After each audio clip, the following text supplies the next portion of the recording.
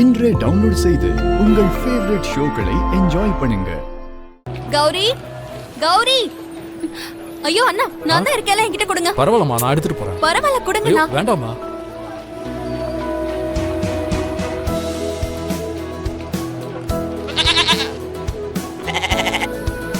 என்ன கௌரி கத்திக்கிட்டு இருக்க? எதுவுமே சாப்பிடல, தண்ணி கூட அப்படியே இருக்கு. என்னாச்சு உனக்கு?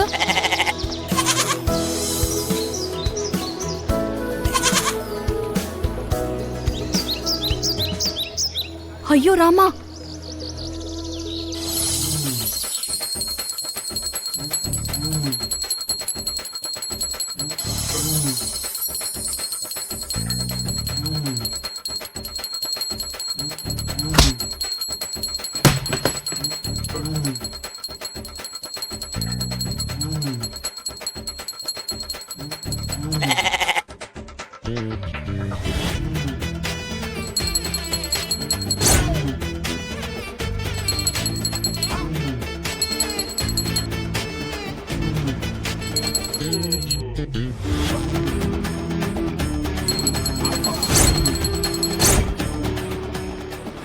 பாக்கியம்மா,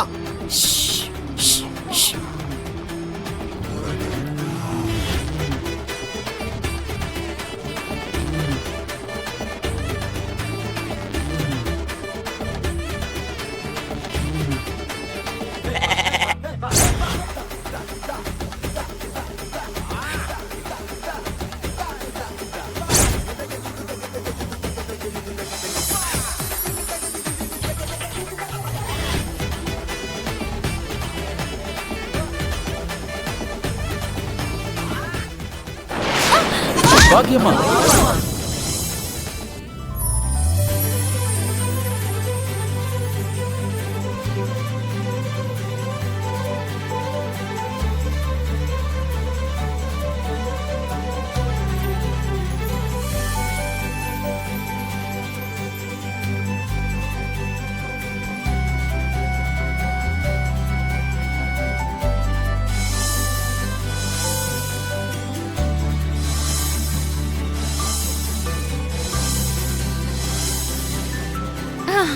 அட என்னம்மா, கிழ கிழ விழுந்திருந்தீனா? பரவாயில்ல விடுங்கயா, சரஸ்வதி தான் எனக்கு முக்கியம். சரஸ்வதி, என்னம்மா இது? நீ எப்படி அவ்வளவு மேல ஏறின? ஏற்கனவே நீ ரொம்ப குட்டி. உனக்கு ஏதாவது ஒண்ணுனா அம்மா எவ்வளவு வேதனைப்படுவாங்க சொல்லு. அப்படியெல்லாம் போக கூடாது. பாரு பாரு, அம்மா நீ ஆபத்துல இருக்கேன்னு எதுவுமே சாப்பிடாம இருக்கு. கௌரி, உன் குட்டியை நான் கூட்டிட்டு வந்துட்டேன்ல, நீ கவலைப்படாத. இப்ப நிம்மதியா சாப்பிடு. அட, கவலைப்படாதன்னு சொல்றேன்ல, நான் தான் இருக்கேன்ல. இங்க பாரு சரஸ்வதி, இனிமே அம்மாவை விட்டுட்டு போக கூடாது, சரியா? அப்புறம் வரேன் கௌரி.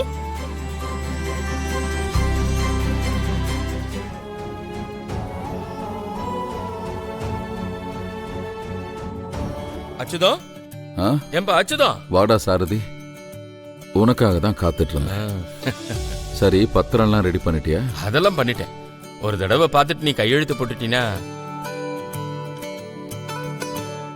என் கண்ணாடி எங்க வச்சேன்னு தெரியலையே.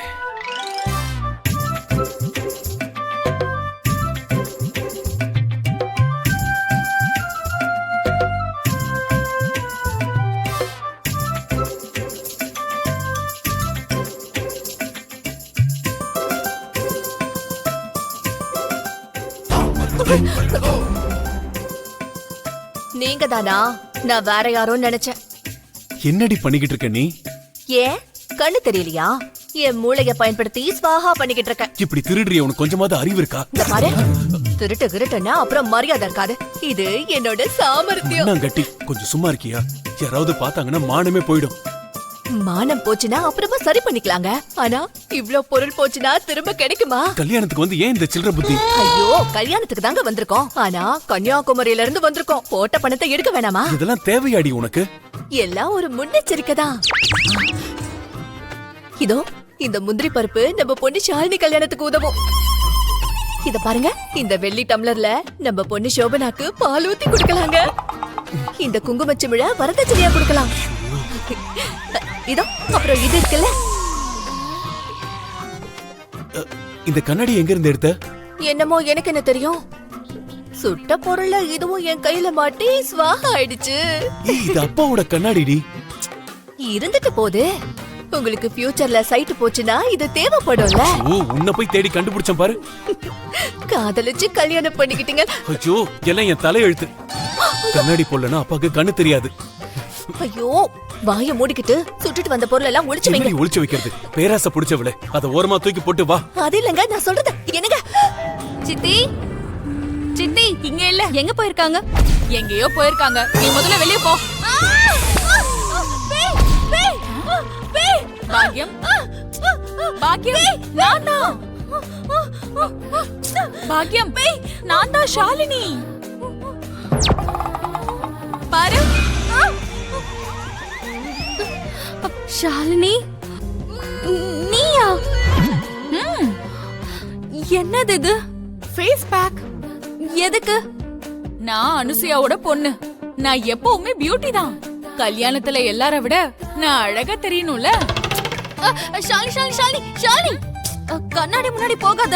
உன்னை பார்த்தா நீயே பயந்துருவ. நீ முதல்ல கிளம்பு. ஷாலினி, ஷாலினி, அந்த மாஸ்க முதல்ல எடு. நீ போய் உன் வேலைய பாரு போ.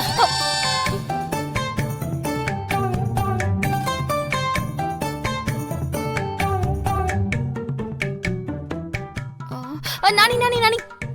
என்னக்கா? தாத்தா எங்க இருக்காரு? கோவலம் போயிடுச்சா? ரூம்ல இருக்காரு. ஏதோ பேப்பர்ல கையெழுத்து போட்டுட்டு இருக்காரு. கையெழுத்தா? பஸ் வந்துருச்சு, கிளம்புங்க. எல்லாத்தையும் பார்த்து பத்திரமா வைங்க. மத்தவங்க எல்லாம் சீக்கிரம் போங்க. போங்க போங்க, ஜாகிரதை. போங்க போங்க, ஃபாஸ்டா போங்க. என்னடி எங்கடி கூட்டு போற? என்னடி ஆச்சு? ஏன் என்ன ஆட்டுக்குட்டி மாதிரி இழுத்துக்கிட்டு வர? என்ன பிரச்சனை? ஆமா, நீங்க ஆட்டுக்குட்டியா இல்ல மனுஷனா? ஏண்டி என்ன ஆச்சரி உனக்கு? வீடு, சொத்து, நிலம் இது பத்தாதுன்னு இருக்கிற மொத்த நகையும் அந்த பாகியலட்சுமிக்கு தான் சொந்தமா? அது எல்லாமே பாகியலட்சுமியோட சொத்து தானே, அதனால தான் கொடுத்துட்டாரு. உங்கள கொஞ்சமாவது அறிவு இருக்கா உங்களுக்கு? நீங்க என்ன அப்படியே மேல இருந்தா குதிச்சீங்க? நீங்களும் உங்க அப்பாவுக்கு ஒரு புள்ள தானே, உங்களுக்கு பங்கெல்லாம் வராதா? ஏய் லூசு, நீ மறந்துட்ட போல இருக்கு. நாம காதலிச்சு கல்யாணம் பண்ண அன்னைக்கே எனக்கும் என் அண்ணனுக்கும் சேர வேண்டிய சொத்தை பிரிச்சு கொடுத்துட்டாரு.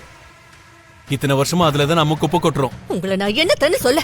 அதனாலதான் உங்களை நான் ஓடுன்னு சொல்றேன். அப்ப இருந்த சொத்து வெறும் தம்மா தூண்டு. அதுல இத்தனோடு பிரிச்சு நமக்கு கொடுத்துட்டாங்க.